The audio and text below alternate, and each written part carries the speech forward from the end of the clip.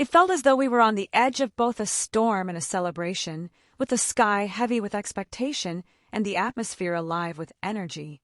As fans made their way into MetLife Stadium, where rain-soaked parking lots had transformed into rivers of tailgate tents and umbrellas dotted the crowd like colorful mushrooms, it was clear that this night would be anything but typical. Kendrick Lamar and SZA had promised both storms and celebrations, and on this humid evening in New Jersey, they fulfilled that promise. Welcome to Celebrity Cookies, where the tea is always hot and the stories come with sprinkles of surprise. Make sure to subscribe, leave a comment with your take on the story. You could feel it in the way the clouds gathered just as the stadium lights flickered on, as if the weather itself wanted to join in on the event. By the time Kendrick's opening beat echoed through the speakers, a light drizzle had begun, turning the field into a shimmering stage beneath the rain. Yet no one moved. Instead, the rain became a vital part of the performance, each drop enhancing the bass that vibrated through every seat. Kendrick was the first to take the stage, stepping into the rain like a legendary figure. The opening notes of whacked-out murals cut through the gray mist, and suddenly it felt as if every raindrop was alive, part of this grand, overflowing soundtrack. He wore a camo jacket over patched denim that clung to him in the humid air, his work boots firmly planted on the diamond-shaped runway that extended into the crowd. This runway would serve as a stage for the next 90 minutes, the focal point around which the storm and celebration revolved. He didn't hold back.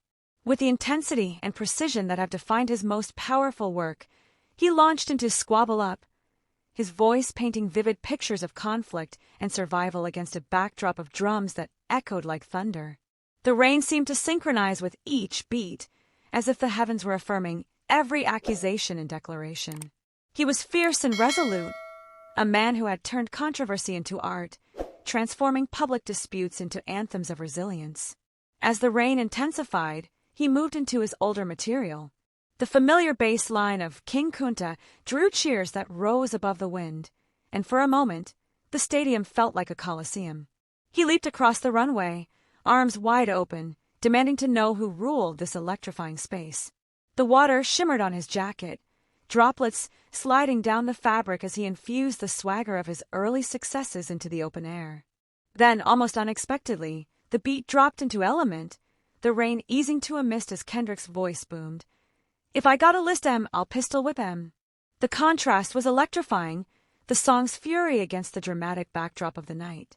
The crowd erupted, the mist swirling around them like a living entity.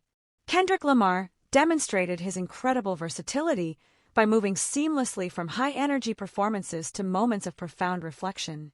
Bathed in soft lighting, he settled on the stair platform to the left of the stage and delivered "Swimming Pools" drank, without any musical backing. His voice echoed throughout the stadium like a sincere confession, each word heavy in the humid air. The audience fell silent, as if witnessing something sacred, reminding everyone that beneath the vibrant showmanship lies a man capable of expressing vulnerability. From that intimate moment, he shifted back into a powerful performance. The stage lights turned red as he began Mad City, this time enhanced by a sample of Anita Baker's Sweet Love, her voice blending subtly with Kendrick's intense verses. The mix of softness and intensity created a beautiful yet unsettling experience, merging chaos and celebration into one fluid performance. As Kendrick's set came to an end, sweat mingling with rain on his forehead, the crowd erupted in applause, so loud it felt like it could lift the stadium's roof. He exited just as the first notes of SZA's performance began, and in the brief silence that followed, she appeared, radiant and otherworldly. SZA's performance was a dreamlike spectacle. The stage transformed from a stark steel-gray platform to a vibrant forest adorned with glowing vines and flowers, illuminated in soft shades of violet and emerald. She stepped onto the stage as if entering a different realm, dressed in a gown that sparkled like moonlight on water. Her set began with Garden, Say It Like Dat, her voice pure and sincere.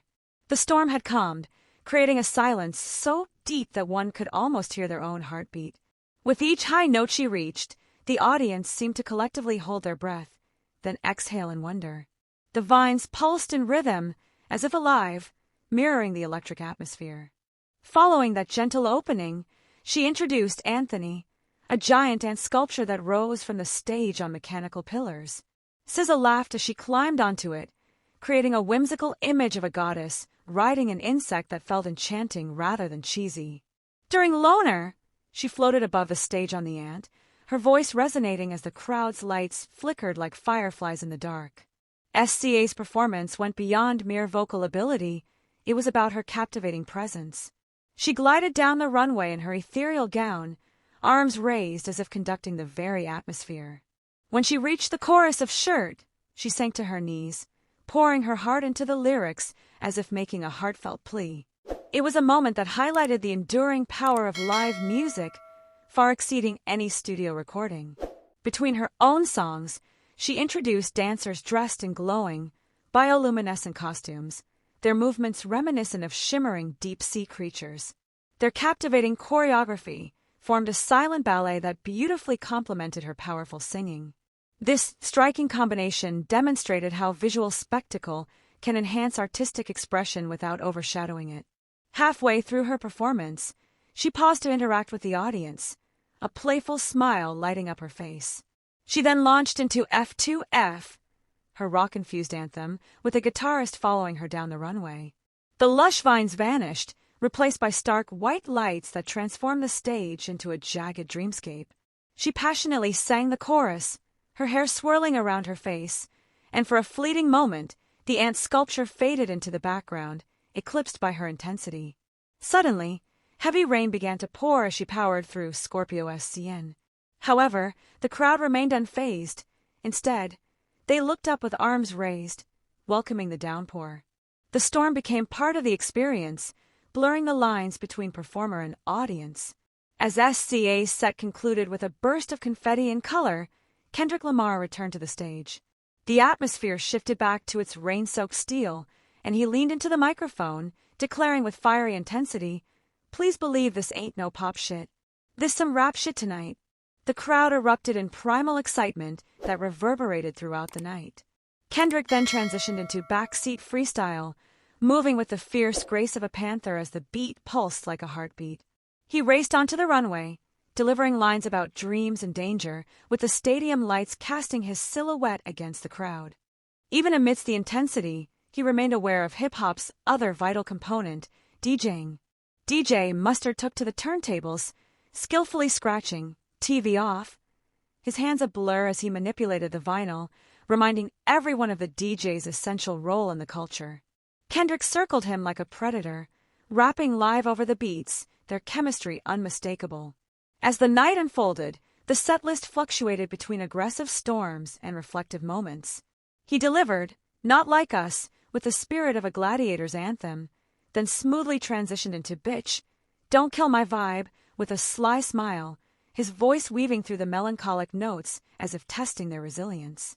In one of the tour's most powerful moments, Kendrick took center stage as the screens behind him displayed the aftermath of a storm, scattered debris, broken branches, and puddles reflecting streetlight glows. Accompanying this imagery was a video of his childhood home in Compton, a small house marked by graffiti and neglect. He performed You in a raw, confessional style, with rain making his jacket transparent as he bared his innermost feelings. The audience fell silent, the surrounding storm quieting in respect for his vulnerability. After they finished, the screens went blank, and SZA joined him on stage. They performed All the Stars together, creating a striking contrast between his deep voice and her bright soprano. As phones illuminated the crowd, the mix of rain, screen lights, and voices created a stunning scene reminiscent of fireflies at night, a dream born from both sorrow and victory.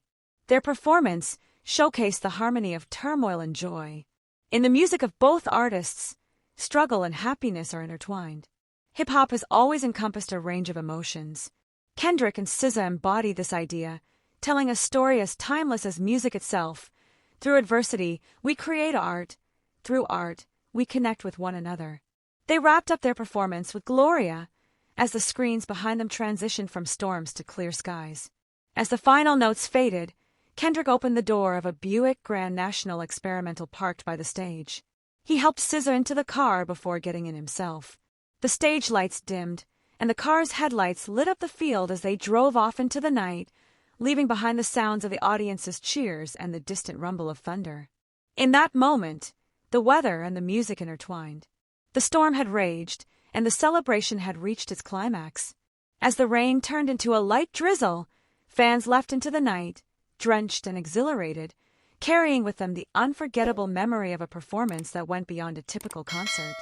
Kendrick Lamar and SZA had not just performed in a stadium, they had stirred storms and sparked celebrations, reminding everyone that the most profound art arises where intensity and authenticity converge. I'd love to hear your thoughts on this situation, so please share your opinions in the comments. Also, don't forget to like, subscribe, and turn on notifications to stay updated on the story.